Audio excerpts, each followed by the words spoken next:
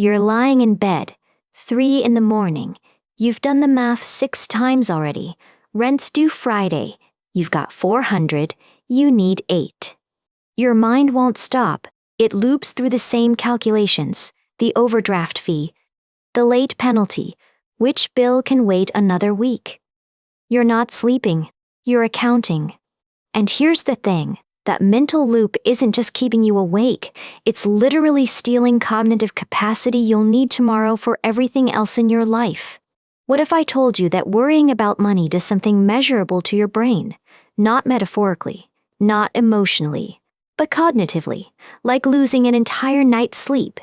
And what if the same person, the exact same brain, performs dramatically worse at cognitive tasks simply because they're thinking about money problems? This isn't speculation. A team of researchers proved it using one of the most elegant natural experiments in behavioral science. It changes how we should think about poverty itself. For decades, we've operated under an assumption that seems obvious. Poor people make bad decisions. They don't save money. They take out payday loans. They eat unhealthy food. The logical conclusion? Poverty is, at least partly, a character problem, a failure of discipline, planning, willpower. If they just made better choices, this narrative has shaped policy, job training programs, financial literacy courses, interventions designed to change behavior, to teach people to think differently about money. But in 2013, a paper published in Science turned this assumption inside out. The researchers asked a different question. What if poverty itself changes how people think? The research team, led by Sendhil Mullainathan from Harvard and Eldar Shafir from Princeton, designed a study that's become a landmark in behavioral economics. They went to Tamil Nadu, India, to study sugarcane farmers. These farmers have an unusual economic cycle. They're desperately poor before harvest and relatively comfortable after it. Same people, same education, same life circumstances. The only variable that changed across the year was how much money they had in their pockets. The researchers tested 464 farmers twice, once before harvest when money was tight, and once after harvest when they'd been paid. They gave them standard cognitive tests. The results were staggering. The same farmers scored the equivalent of 10 to 13 IQ points lower before harvest compared to after. Same people. Different financial situation. To put that in perspective, 13 IQ points is roughly the cognitive difference between being alert and being drunk. It's massive. Or think of it this way, the cognitive impact of financial concern was similar to losing an entire night's sleep. Not reduced sleep, complete sleep deprivation. The researchers controlled for everything: stress from the harvest itself, nutrition changes, physical exhaustion from farming. None of these explained the cognitive difference. What did explain it was something they called mental bandwidth, the cognitive capacity available for thinking, planning, and making decisions. Here's the mechanism. When you're financially stressed, part of your brain is constantly occupied. It's running calculations in the background. What can I afford? What happens if? That background processing is expensive. It consumes mental resources, working memory, attention, executive function that you'd otherwise use for other decisions. Sendhil Mullainathan put it simply, the same person has fewer IQ points when she is preoccupied by scarcity than when she is not. And here's the crucial part. This isn't about intelligence or capability. It's about available capacity. The farmers weren't less smart before harvest. They were less available.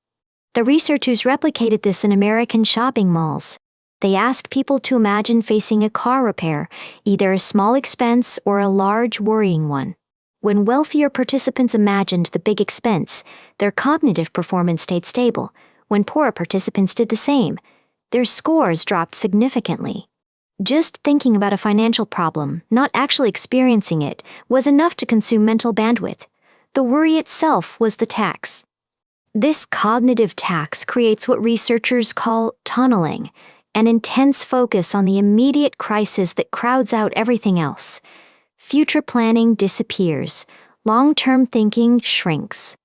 Eldar Shafir at Princeton describes it this way: scarcity consumes mental bandwidth that would otherwise go to other concerns in life. And 2019 brain imaging research confirmed this isn't just behavioral, it's neurological. Scarcity actually changes how the brain processes decisions.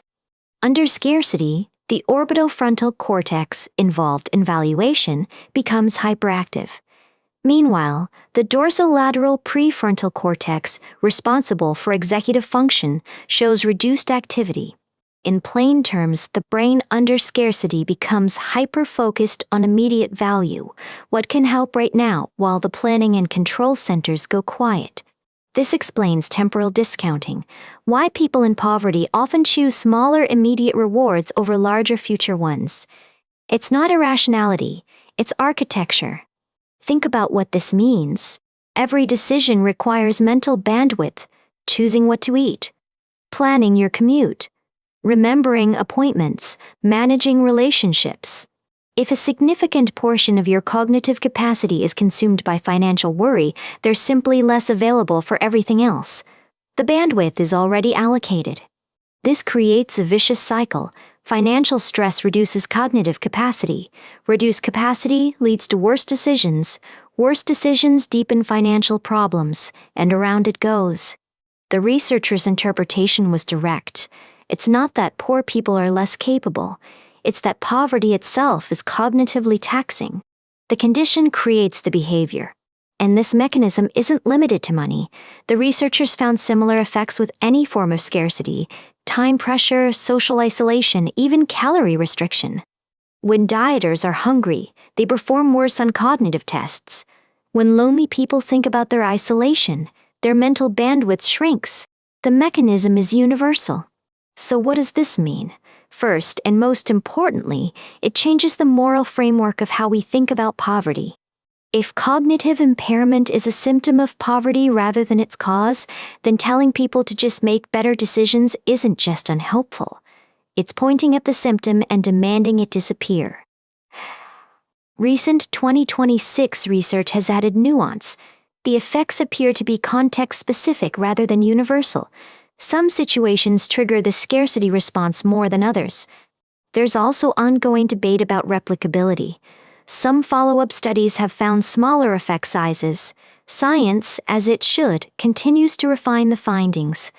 But the core insight remains robust. Financial worry consumes mental resources. This isn't controversial. It's been demonstrated across multiple populations and settings. So what might help? If you're experiencing financial stress, consider recognizing that difficulty concentrating isn't a personal failing, it's a predictable response to scarcity. When money stress is high, you might try simplifying other decisions. Fewer choices in other domains can conserve the bandwidth that scarcity is already depleting. Creating what researchers call slack may help. Small buffers of time, money, or resources that prevent the tunnel vision of pure survival mode. One practical approach: batching decisions. Meal prepping on Sunday, automatic bill payments, routines that remove the need for daily cognitive expenditure on repeating choices. Another consideration: protecting certain hours from financial thinking, mornings before work, time with children, creating deliberate boundaries around when you engage with money problems. But here's the hard truth: individual strategies have limits. You can't budget or mindset your way out of genuine material deprivation.